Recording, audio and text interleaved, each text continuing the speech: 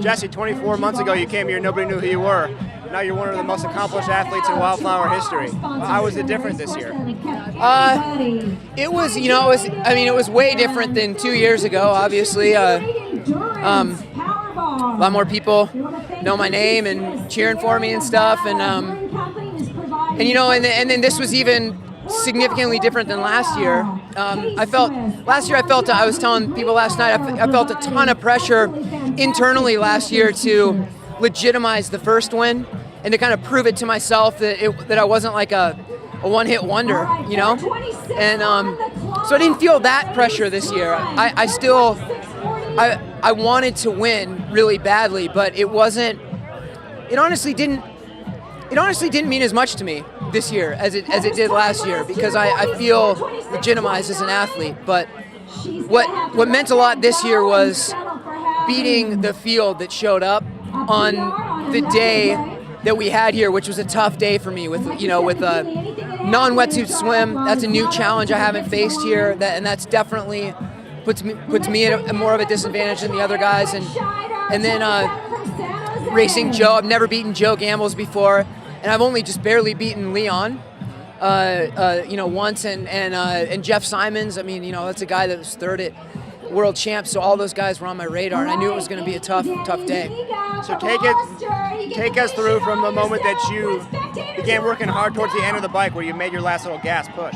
What's that? Take us through what? Sorry. Take us through the portions of the race, beginning from the latter stages of the bike, right, when you pushed it hard. Yeah, so we rode as a big group. It was almost kind of a joke. I mean, it was pretty lackadaisical. Has anyone ever used that word before in a triathlon interview? I think you're the first. All right, awesome.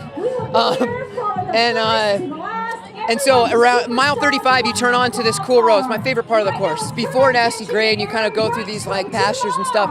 And I made a move there, and it wasn't really planned. It was just like, I just like that part of the course. So I'm like, I'm gonna ride hard.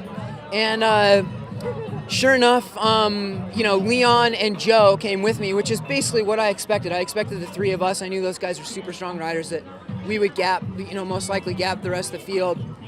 And we hit Nasty Grade together, and those guys blew Nasty Grade hard, man. Wow, it was hard. And I just kind of stayed with them, and then we rode the rest of the way in, kind of trading, jabs.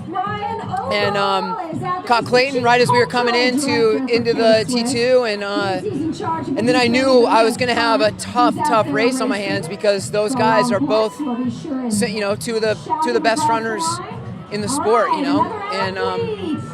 and so I knew that was going to be a big challenge, and I put a lot of work in on the bike. I led a big chunk of the bike, and so I was hurting, and I ran on Leon's shoulder for a long time, kind of like just praying that he would slow down a little bit, because I felt like ass.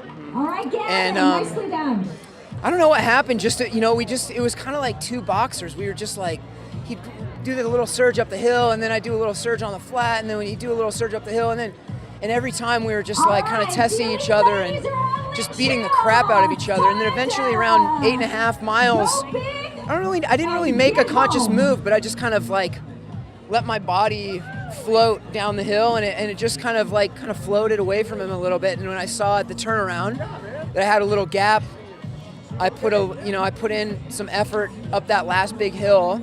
I knew that if he didn't have me at the top of the last big hill, that I probably had it. And but even that, I was still asking the biker dude, the bike guy in front of me, every 30 seconds. I was like, "Is he close? Is he close? Is he close?" And he was like, "Dude, you got it." I was like, "Are you sure? Is he close? How far away?"